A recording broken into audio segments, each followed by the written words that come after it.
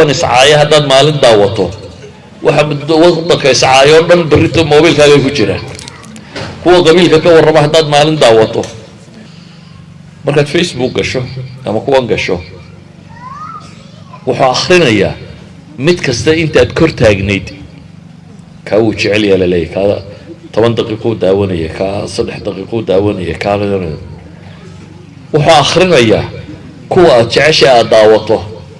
iminka waxa laga yaabaa dadkeenu gaalka wax fiican bay u haystaan yaa u sheegay waxa laga yaabaa gurigaaga kijada raashinka laga karinayo in la yidhaha bal nadkeenoo eega maanta waxa adaa ama TV-ga in la shido la eego qolo Maraykanka joogto oo TV-ga ka xayeysiisa cunnada say u sameeyaan laakiin waxaan idin sheegay albaab dunida u furan oo gurigaaga dhexdiisa ku yaala inuu yahay kaasina waagii hore dadka inta kula degan ayaad iska ilaalin jirtay oo nolosha kula wadaagayay ama jaar xun ha noqdo ama dad dhib badan ha noqdo ama kana noqoto inta kula degan baa dad wanaagsan ku jireen aad ku dayanaysa imka dhib kale aynu ku soo kornay oo waxa weeyaan deegaankaagu ma aha guryahaaga iyo inta ku xeeran iyo iskuulku ilmahaagu tagaya inta deegaankeenu imka waxa weeyaan waa deegaan caalami ah dunidoo dhan bay xaafadaadu ka mid tahay dunidoo dhan ayaa xaafadaadu ku dhex taalla oo say ku dhex taalla guryahana waxaa yaalla TV waxaa yaalla mobil waxaa yaalla internet waxaasi macnaheedu waa maxay waa albaabka aad u furtay dadka dunida ku nool oo dhan albaabkii guriga maxaynu albaabada u xidhanaa inuu private noqdo inaan cid kale inaga soo gelin waxaynu ku haysanaa inaan dadka dibadda u arag inaynu gudaheena joogno wax walba inaynu ilaashano internetka iyo TV-ga iyo bahladani waxa weeyaan albaabka aad ballaqday oo cid waliba ka soo geli karto marka adigu mobilka seetana cid waliba waa ku jirtaa ilmaha mobilka siisa cid waliba waa ku jirtaa waa open caalamka oo dhan si aad uga hortegi markaa netka waa dhab wax wanaagsan iyo wax xunba waa ku jiraa laakiin waxa xun baa soo horeeya waxa xun baan odhan karnaa baa tiro badan waxa xun baa dadku dhiiri geliya wasiiqa qoraal ay qoreen qolyahan reer galbeedka ee dowladda ee dadka gumaysanayay ayaa waxay u bixiyeen aslixa saamita lixuruubin haadi'a bay idhahdeen hub aamusan oo dagaal degan lagu haynayo waxay idhahdaan waa brobagandaadka iyo dacaayaadka iyo waxaanay dowladuhu faafiyaan iminka waxa laga yaabaa dadkeenu gaalka wax fiican bay u haystaan yaa u sheegay gaaladu dad wanaagsan oo horumarayo kan oo caynkan oo wax kasta nadka laga eega waxa laga yaabaa gurigaaga kijada raashinka laga karinayo in la yidhaha bal nadkeenoo eega maanta waxa adaa ama TV-ga in la shido la eego qolo Maraykanka joogto oo TV-ga ka xayeysiisa cunnada say u sameeyaan macnaheedu waa maxay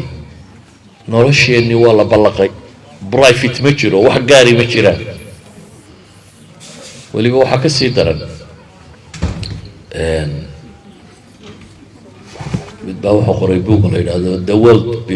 Beyond Your Head العالم من وراء رأسك dabeetana waxa uu tilmaamayaa kuwan programmerska ah ee sameeya social media ragga ka dambeeya programmerska ah wuxuu leeyahay muhandisiinta bahallada ku jira ee wax sameeya waxay la mid yihiin buu leeyahay qoladan cunnada samaysa maxay ku dadaalaan wax iska liita oo aan dhadhan lahayn oo aan fiicnayn oo caafimaad lahayn oo kan lahayn bay dhadhan u sameeyaan dabeetana dadkaa laga kari laayay waayo dhadhankaa la dhandhanaaniyey oo la macmacaaneeyey laakiin caafimaad ahaan waxba ma taro waxba kuuma kordhinayo muhandisiinta bahalka ka dambeeya bay dhaha waa caynkaa oo waa maxay waxay isku dayaan waqtiga ugu tirada badan le inaad ku jirto si aanad uga bixin dadka carruurta yararda ee dadka waaweyn mar hadduu shido wadayaa un isma ogaan maysid gooraad dhowr saacadood ku jirtay yaa kugu haya meesha waxaa kugu haya qolo daraasaysay caqliga bini aadamka iyo dhaqankiisa iyo sida loo raadeeyo waxay yidhaahdaan berigi hore waxay odhan jireen buuggaad akhriyayso isna wuu ku akrinaya iminka waxa weeyaan bahalkan intaad adigu akhriyayso isna wuu ku akrinaya see ma ula socotaa markaad Facebook gasho ama kuwan gasho wuxuu akhrinayaa mid kasta intaad kor taagnayd kaa wuu jecel yaa laleeyahy kaa 10 daqiiqo daawanaya kaa 3 daqiiqo daawanaya kaa wuxuu akhrinayaa kuwa aad jeceshay aad daawato marka labaad ee aad shido kii aad hadeer daawanayso 10 kaloo la nooc baaba kaaga soo baxaya adigu maba taqaanid kuwan waayo isaga ku akhrinayay هندسيتان ماشي كجرا أديكو أخرينيين waxay akhrinayeen waxa haduu ilmaha go'imka hal kartoon daawado oo wacbaa ku jiro waxaan okay marka labaad uu furo kartoonadaas oo tiro badan ba soo baxaya haduu qaar kamid ah arkaan nooca inuu si gaar ah u sii daawado marka saddexaad uu furo kuwaas oo tiro badan haduu ilmaha dhowr jirkii wuxuu daawado okay wuxuu buu jecel yahay markuu furo isagu dalbanin ayaa wuxuu tiro badan soo baxaya hadduu mar uun eego waa fadal baa la leeyahay waad naqaanaa dhadhankaaga weeyaan waxaad cunto cunada aad ka hesho saad u fakarto saad wax u arkayso waxaad dhegaysato kuwan iscaaya haddaad maalin daawato waxa waddanka iscaayo dhan berrito moobilkaaga ku jiraan kuwa qabiilka ka warrama haddaad maalin daawato waxa qabiilka ka warrama oo dhan maalinta dambe markaad furto aday kuugu jiraan taa macnaheedu waa maxay waxa laga cabanayaa la leeyahay bahaladii way dhibbateen si carruurta looga joojiyo si loo fadhido ku jirto ma isaga loo karaysaa war ka bax ilaa dadka bixi baysidii waxa ka horeeya ilmuhu inuu ka baxo odaygu inuu ka baxo salaadu ka baxdo irinka weyn ka baxo ka jaamacadda dhigta kuwa weyn inay ka baxaan ba ka horeeya inay dhaano ilmaha ka bax waxay isku waafaqsan hadda ay tilmaamaan buxuustooda oo dhami inuu caafimaad darro badan keeno xanuunadan qalaqa anxiety-ga waalida wax ka mid ah xanuunadan iktiaab depressionka ee qofku inuu mujtamaca ka soo go'o gaar isu xidha ee meel qol had iyo goor keligii fadhiya ee cabsada ee waxaasi xanuunadan bahalada ma laga qaadaa waxaa ka mid ah tawaturka iyo qofkoo deganaanshiye waaya caqliga bay dhaaheen maaha inuu khayr la buurtay waa burnaantan xanuunka ah dadku markuu buurnaan dhaafo uu xanuunsanayaa bay dhaaheen daawo u baahan yahay cunada la macaanaanayso in laga joojiyaaba adkaanaysa xanuuno badan bay ku sababaysaa iyadoo saas ayaa waxaa la leeyahay caqliga xanuunkaasina wuu ku dhacaa ayay u bixiyaan hadda oo bahalkan miidyaha sida loo daawanayo idan laba mushkiladood baa jirta mushkilatul wafra bay dhahdaan waxaa jira badnidiisa iyo mushkilatul firaaq bay dhahdaan qofku haddii uu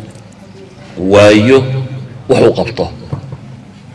gurigu iska fadhiya meeshuu iska joogaa marka dee wax daawado umay noqonaysaa meeshuu buuxinaya ilaahayna nabigiisii wuxuu ku yidhi faidaa faraqta fansab baa lagu yidhi laba nicmaa jiro oo dadku aanay inta badan qiimayn baanu nabigu tilmaamayay waa asixa walfiraaq warka waxaa kusoo koobaya luqmaan aayaadkaasi qur-aankaa si fiican u daraaseeyay horta tafaasiirta akhriya